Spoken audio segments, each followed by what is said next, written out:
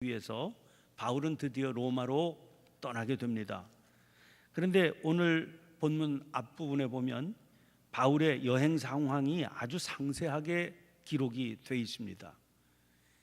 이들 일행의 호송을 책임지게 된 사람은 아구스토데라고 하는 군부대의 백부장 율리오입니다. 거기 27장 3절 말씀을 보면 율리오가 바울을 친절히 대했다, 그렇게 말씀하고 있는 것으로 미루어서 그는 백부장의 위치에 있는 사람이지만 무례하거나 거만하거나 난폭하지 않은 사람입니다. 그들이 처음에 타고 간 배는 아드라무테노호인데 2절에 보면 아시아 해변 각처로 가려 하는 아드라무테노 배, 이렇게 설명하고 있는 것을 보면 항구마다 다 이렇게 거쳐가는 직항선이 아니라 연락선쯤 되는 배였을 것으로 그렇게 추측이 됩니다. 가이사라를 출발한 배는 그 다음 날 북쪽으로 150km 떨어진 시돈에 도착합니다. 바울이 로마로 가는 그 항해 상황을 지도로 이렇게 표현했는데 여러분들이 아마 보시기는 좀 불편하시리라 그렇게 생각이 됩니다. 바울은 친절한 백부장 율리오의 허락을 받아서 거기 있는 시돈 성도들을 방문해서 대접을 받을 수 있었을 겁니다. 아까 지도에서 보시는 것처럼 평상시 같았으면 시돈을 떠난 배가 바로 큰 바다로 이렇게 나갈 수 있었지만 그때 이미 일기가 불순해서 맞바람을 피하여 이렇게 4절에 기록이 되어 있죠. 그래서 그렇게 일기가 좋지 못한 그런 상황이었던 겁니다. 그래서 그런 상황을 감안해서 항해를 하는 바람에 그 시돈 위쪽에 구브로 섬이라고 있는데 그 구브로 섬과 대륙 사이의 연안을 따라서 항해를 하게 됩니다. 그래서 5절에 보면 시돈을 떠나서 루기아의 무라시라고 하는 곳에 도착합니다. 그 루기아주 항구 도시 무라는 애굽에서 로마로 항해하는 배들이 중간 기착하는 큰 도시입니다. 여기서 당시로서는 초대형 화물선이라고 할 수 있는 알렉산드리아호라고 하는 그런 큰 배로 갈아타게 됩니다.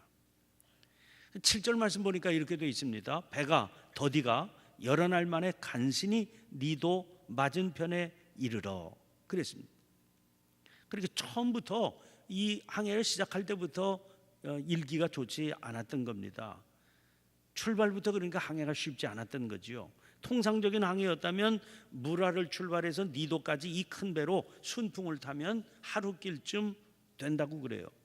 그러나 더디 가서 여러 날 만에 그것도 간신히 니도까지 도착을 하게 됩니다. 큰 바다로 나가는 것은 상상하기도 어렵고 간신히 연안 항해를 한 끝에 미항에 도착합니다. 그래서 여기 보면 7절 8절 거듭해서 간신이라고 하는 그런 단어가 거듭 등장을 하고 있는 것을 볼 수가 있죠.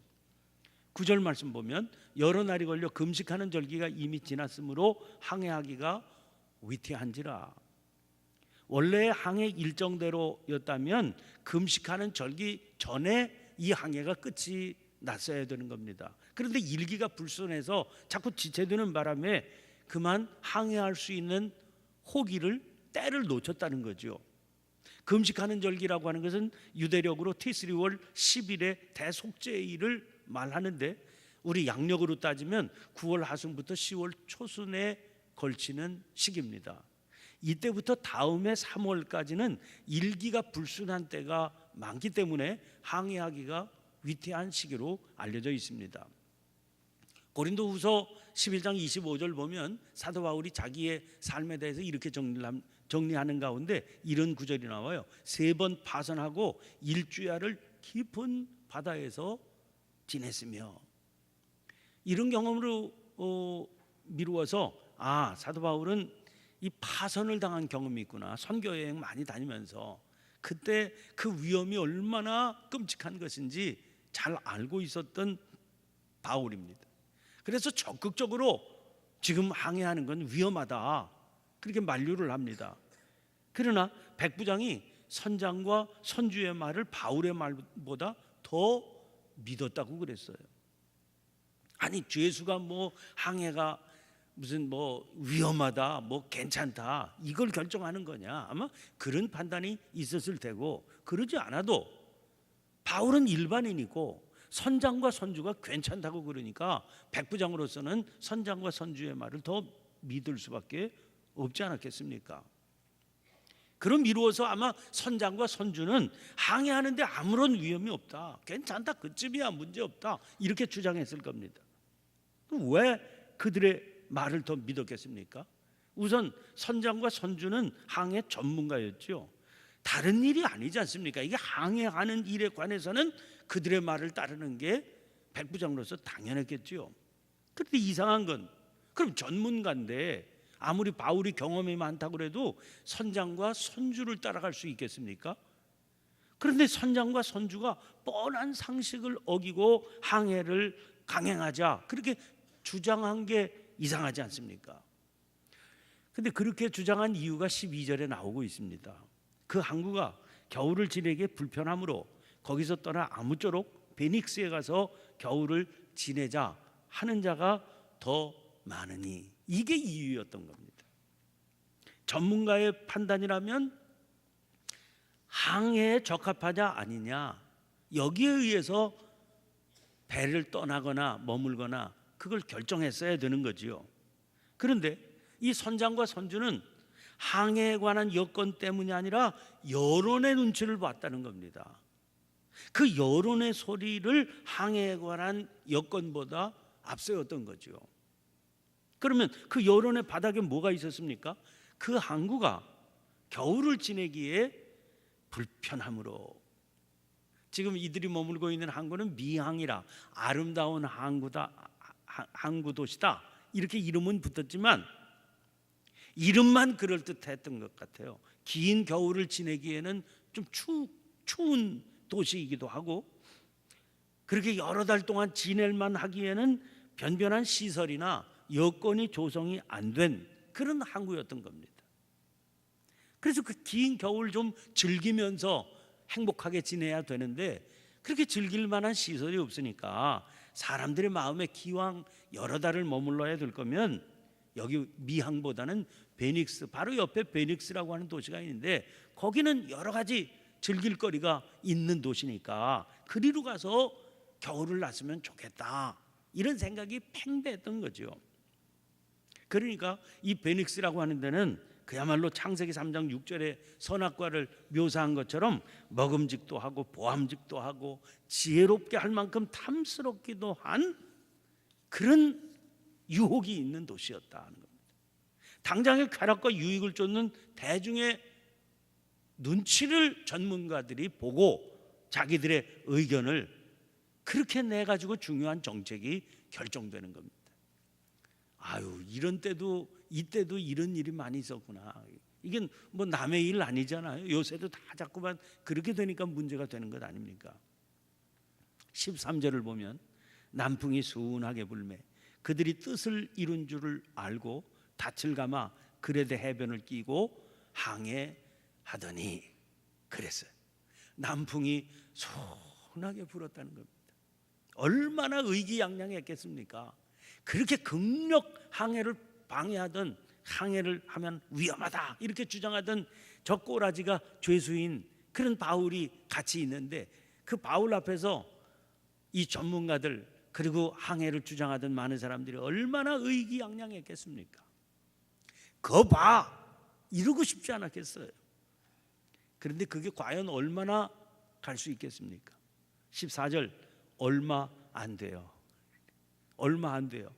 섬 가운데로부터 유라굴로라는 광풍이 크게 일어나니. 제가 정릉에서 목회할 때인데 하루는 새벽기도에 그 담당이 전도사님이었습니다. 수련목하는 전도사님이었는데 이 친구가 이제 그 설교하면서 그런 예를 들더라고요. 자기가 새벽기도 오려고 차를 몰고 이 시간이면 달려오는데 그때마다 그 시간마다 느낀 경험이 있다. 그러면서 간증을 해요.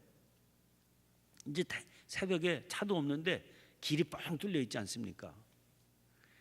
그런데 쫙 보이는데 신호등이 쫙 보이는데 파란 불이 쫙 켜져 있습니다. 얼마나 신나겠어요. 그 차를 쫙 달려가는데 중요한 건 그 파란불이 그 신호등 앞에 딱 막상 차가 도착할 때마다 빨간불로 바뀌는 겁니다. 출발 쫙 차를 달려갈 때는 그냥 파랗게 펼쳐져 있으니까 막 너무너무 신이 나는데, 아니 막상 차가 가면 빨간불 번번이 걸리더라는 거예요. 그 경우가 차가 막히는 시간이, 기다리는 시간이 제일 오래 걸리는 경우가 되더라는 거예요. 그래서 자기는 인생의 중요한 경험을 했다는 겁니다. 이런 경우 딱 쓰니 차를 출발하는데 빨간 신호등이 쫙 걸려 있습니다.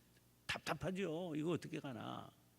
근데 막상 차가 신호등 앞에 도착할 때마다 빨간 신호등이 파란불로 바뀌는 경우가 있더라는 거예요. 여러분 그런 경험 오셨어요?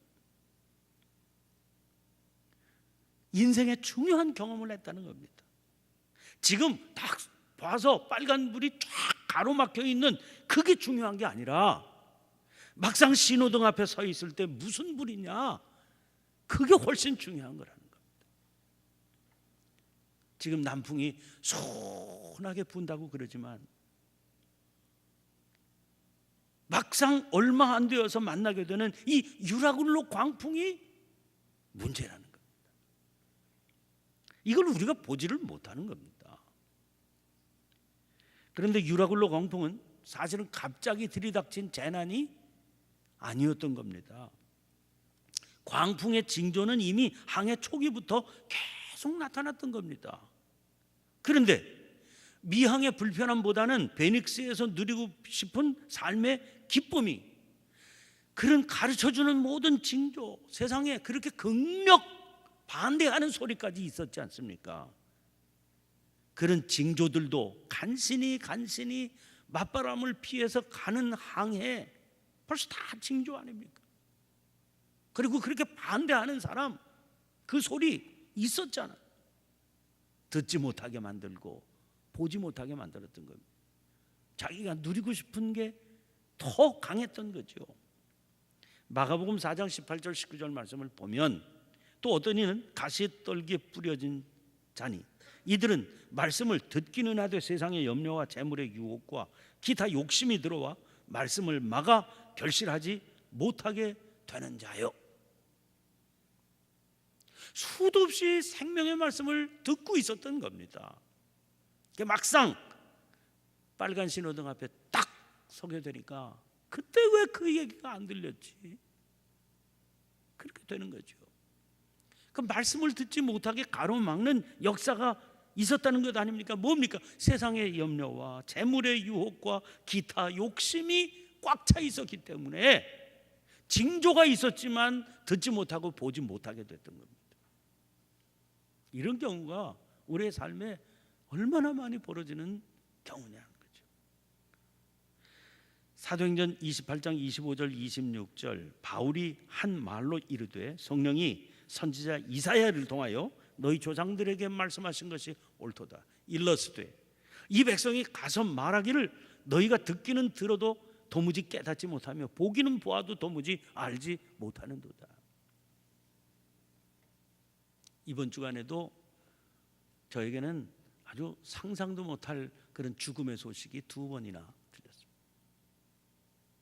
여러분 그런 자리에 가보면 누구나 깨닫게 돼요. 야, 사람이 이렇게 가는 거로구나. 이렇게 갈 수도 있는 거로구나. 문 닫고 나오죠. 그러면서 잊어버립니다.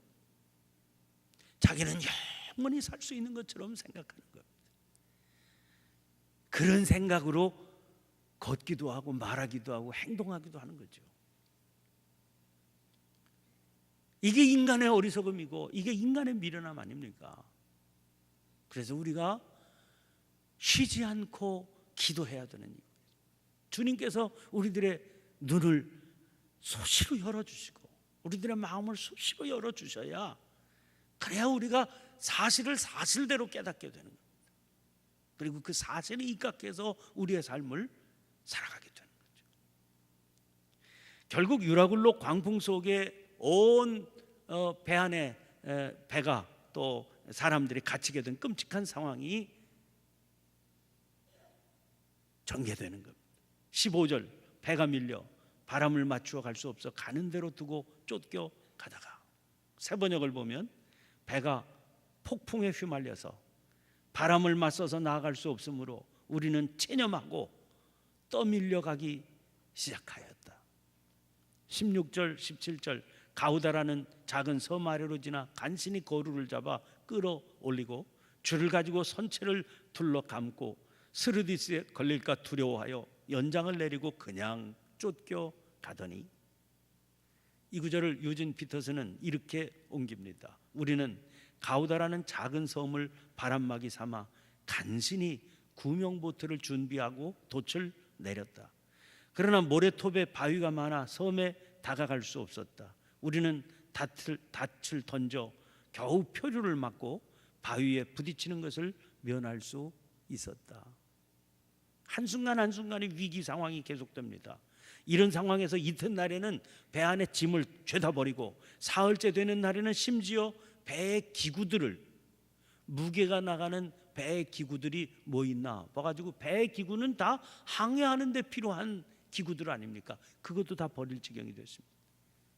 20절, 여러 날 동안 해도 별도 보이지 아니하고 큰 풍랑이 그대로 있음에 구원의 여망마저 없어졌더라. 그러던 어느 날입니다. 시간이 이렇게 가고 있습니다. 속절없이. 그러던 어느 날 자리에서 바울이 일어나서 외칩니다. 22절, 내가 너희를 권하노니 이제는 안심하라. 너희 중 아무도 생명에는 아무런 손상이 없겠고 오직 배뿐이리라. 바울이 안심하라고 권고하는 것은 아무런 근거도 없는 공연한 위로와 안심시키기가 아니었습니다.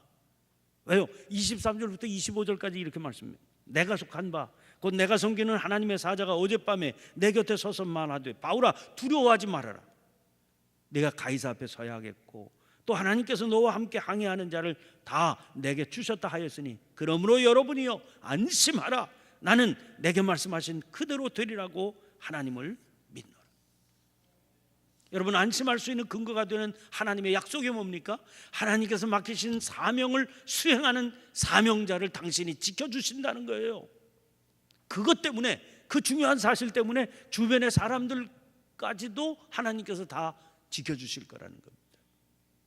바울이 보았던 이 주님의 모습은 사도행전에 등장하는 세 번째 사건이기도 합니다. 18장 9절에 밤에 주께서 환상 가운데 바울에게 말씀하시되 두려워하지 말며 침묵하지 말고 말하라. 그때도 밤에 나타나신 겁니다. 22장 17절, 그날 밤에 주께서 바울 곁에 서서 이르시되 담대하라. 내가 예루살렘에서 나의 일을 증언한 것 같이 로마에서도 증언하여야 하리라 하시니라. 여기서도 어젯밤에 내 곁에 서서 말하되 바울아 두려워하지 말라. 주님께서 나타났던 상황이 다 밤이었습니다. 그 말씀을 다룰 때마다 말씀을 드렸어요. 그 밤은 단순히 일기로서의 밤이 아니다. 그가 처해 있던 절망적인 상황, 빛이라고는 하나도 보이지 않는 칠흑 같은 절망의 바닥에서 주님께서 그때마다 말씀하십니다. 걱정하지 마라. 두려워하지 말아라. 사명을 감당하는 자를 내가 지킨다. 약속해 주십니다. 여러분, 언제나 모든 소망이 끊어진 절망의 밤에 주님께서 나타나세요. 그래서 맡기신 사명을 상기시키시면서 두려워하지 말라고 일깨우시고 소망을 주시는 겁니다. 그런데 이게 중요한 겁니다. 여러분, 하나님께서 단순히 그저 생명의 날을 연장시켜주는 자를 지켜주신다고 그러신 게 아니고 사명으로 하루하루를 살아가는 자를 지켜주신다고 약속하신 거다 하는 사실을 우리가 분명히 알아야만 됩니다. 이 일과 관련해서 저는 찰스 웨슬리의 1736년 1월 25일 선상일기를 떠올리게 됩니다. 감리교의 창시자인 존 웨슬리가 형이었던 그 동생 찰스 웨슬리입니다. 형과 같이 당시 영국의 식민지였던 미국 조지아주에 가서 인디안들에게 복음을 전할 목적으로 선교사가 되어서 배를 타고 가고 있던 중에 큰 풍랑을 만나게 됩니다. 엄청난 풍랑에 돛대가 부러져서 갑판으로 그 돛대가 떨어지고 쓰러지게 되니까 배가 방향을 잃고 파도 속에 잠겨갑니다. 다 죽게 된 겁니다. 웨슬리 형제를 포함해서 모든 승객들이 죽음의 위협 앞에 공포에 떨고 있는 그런 시간이 됐습니다. 그런데 어디선가 찬송 소리가 들려오는 겁니다. 그 소리를 따라가 보니까 일단의 독일인 모라비안 교도들이 한자리에 모여서 그 무서운 풍랑의 와중에 평안한 모습으로 기도하며 찬송을 하고 있더라는 겁니다. 이 찰스 웨슬리가 그 장면을 묘사해서 작사한 찬송이 388장이에요. 비바람이 칠 때와 물결 높이 일 때에 사랑 많은 우리 주 나를 품어 주소서. 풍파 지나가도록 나를 숨겨주시고 안식 얻는 곳으로 주여 인도하소서. 나의 영혼 피할 때 예수밖에 없으니 혼자 있게 마시고 위로하여 주소서. 구주 의지하옵고 도와주심 비오니 할 수 없는 죄인을 주여 보호하소서. 여러분, 무엇보다 중요한 것은 하나님께서 맡기신 사명을 붙들고 가는 일입니다. 하나님께서는 그 사명 때문에 그를 붙드시고 그 주변의 사람들까지 책임져 주시는 겁니다. 풍랑 속에서 사방으로 벽에 막혀 있는 상황이었지만 바울에게는 그 사명이 있기 때문에 하늘을 향한 문이 열려 있었습니다. 주님은 그에게 이 상황 속에서도 벽 너머에 있는 땅끝을 보여주신 겁니다. 그 땅끝을 품고 있었기 때문에 좌절하지 않았습니다. 왜? 그 땅끝을 보여주신 하나님이 그 땅끝으로 인도해 주실 것을 믿었기 때문이죠. 그 땅끝이 좌절한 사람도 일으킬 수 있었던 겁니다. 지금 우리는 그 어디에서도 소망이 없어서 한탄하고 낙심하고 좌절하고 있는 이 나라 이 백성들의 모습을 보고 있습니다. 교회는 그리고 성도는 과연 이런 때 무엇을 할 수 있으며 무엇을 해야 되는 거겠습니까? 우리들에게 맡겨주신 사명을 다시 한번 확인하면서 우리가 일어서서 외쳐야 되는 것 아닙니까? 조국이여 백성이여 안심하라. 우리가 땅끝을 품고 달려가고 있으므로 하나님께서 우리를 지켜주시리라. 사랑하는 성도 여러분, 우리의 삶은 단순히 생계를 유지하는 차원을 벗어나야만 되는 겁니다. 주께서 주신 사명이 우리의 삶에 있음을 기억하고 우리를 가로막고 있는 벽을 넘어 땅끝을 품고 땅끝을 향해 나갈 수 있는, 그래서 어떤 상황 속에서도 담대하고 평안할 수 있는 저와 여러분의 삶이 되시길 간절히 축원합니다. 오늘 주신 말씀을 기억하고 간절히 기도하십시다. 사명을 잃어버려서 땅끝을 마음에 지워버리게 되면 들려오는 하나님의 말씀도 듣지 못하게 되고 보여주시는 징조들도 보지 못하게 됩니다. 그러나 사명을 붙드는 그 순간부터 우리는 우리를 둘러싸고 있는 어떤 벽이라도 넘을 수 있으며 그 벽을 넘게 하시는 하나님의 손길 가운데 있게 됩니다. 오늘 우리의 삶이 그런 삶이 되게 해주시옵소서. 믿음의 사람들이 이런 삶을 삶으로 감히 혼란에 빠진 조국을 향해 조국이여 안심하라 외칠 수 있는 그런 역사가 나타나게 도와주옵소서. 간절히 기도하시고 오늘 수능시험 치는 학생들을 위해서도 기도해 주시고 또 여러 가지 성령께서 기도하게 해주시는 제목을 따라 자유롭게 기도하시고 자유롭게 돌아가시길 바랍니다. 우리 주여 한번 힘차게 외치고 통성으로 기도합니다. 주여!